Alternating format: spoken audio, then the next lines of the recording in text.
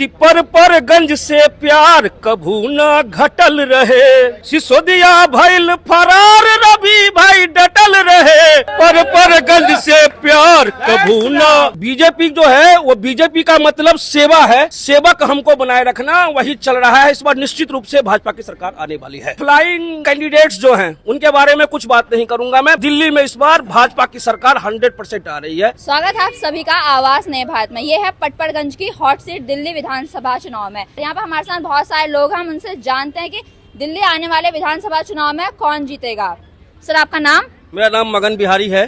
Sir आपको क्या लगता है कि 5 फरवरी को दिल्ली की जनता किस पे बटन दबाएगी? इस बार बीजेपी आ रही है, ये 100% श्योर है। अब जो है आपदा को भगाने का सभी ने मन बना लिया है और निश्चित रूप से प्रचंड जीत के साथ बीजेपी इस बार आ रही है दिल्ली के अंदर। कितनी सीटें आ सकती है आपके अनुमान के अनुसार? देखिए अभी सीट का जो है वो हम ऐसे मापन नहीं कर सकते, लेकिन क्लीन स्वीप समझ लीजिए अब, जो कि उनका जो झूठे के सरदार हैं और दारू के दल हैं, उनका जो अस्तित्व है वो डगमगा गया है।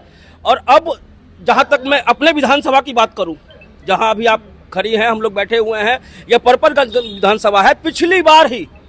पिछली बार ही जनता ने बिल्कुल नकार दिया था।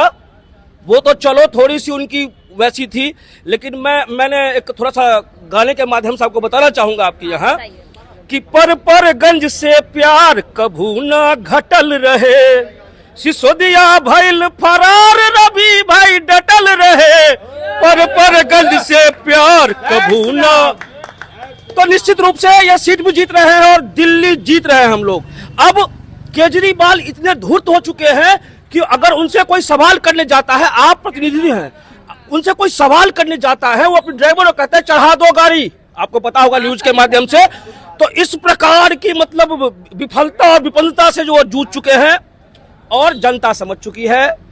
हमारे अभी राष्ट्रीय अध्यक्ष जी ने 2 दिन पहले घोषणा किया है, आपको पता होगा कि भाई सब कुछ मिलेगा हमारे यहाँ। हम जो कहते हैं लाडली योजना के तहत कर रहे हैं, इन्होंने पंजाब में कहा मैं 1000 रुपए दूंगा, नहीं दिया। तो झूठे वादे करते रहे हैं और बीजेपी जो है वो बीजेपी का मतलब सेवा है, सेवक हमको बनाए रखना, वही चल रहा है। इस बार निश्चित रूप से भाजपा की सरकार आने वाली है।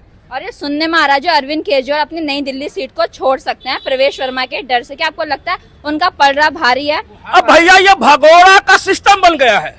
अगर आप धन्यवाद दीजिए हमारे जो प्रत्याशी हैं भाई रविंदर नेगी, जो कि क्षेत्र का नहीं गली का मोहल्ला का प्रत्याशी है।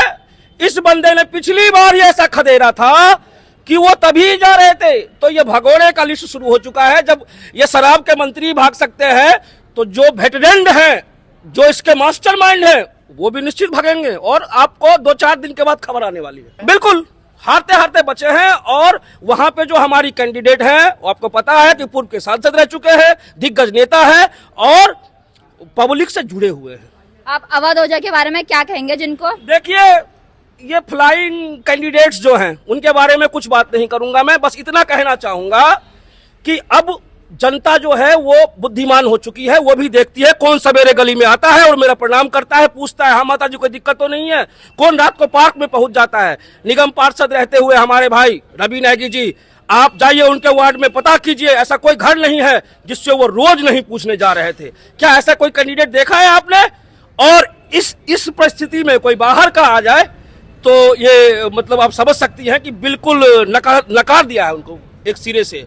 और उनके पिछले डायलॉग्स आप देखिए, कहने के लिए he is educated person, but आप देखेंगे उनके कई रील्स वायरल हो रहे हैं जिसमें उनका जो लैंग्वेज है इट वाज वेरी इनप्रोफेशनल। ये प्रोफेशनल दिख ही नहीं रहा है।